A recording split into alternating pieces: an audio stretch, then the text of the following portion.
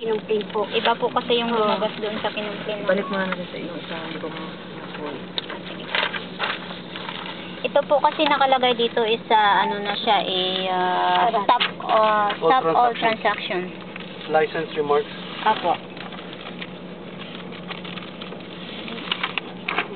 Ito po yung aming kontrata na ang pinirma na ang galing po ng Pilipinas. Lapito. O Lapito po. Nagaling po ng Pilipinas na ang aming sahod is 1,800 dirham. At yung $100 po na food allowance po namin.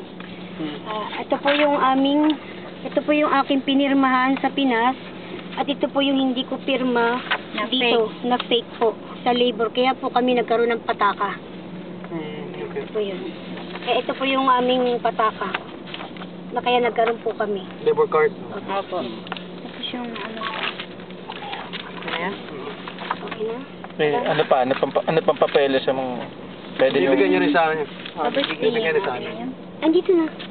Andito na ba yan?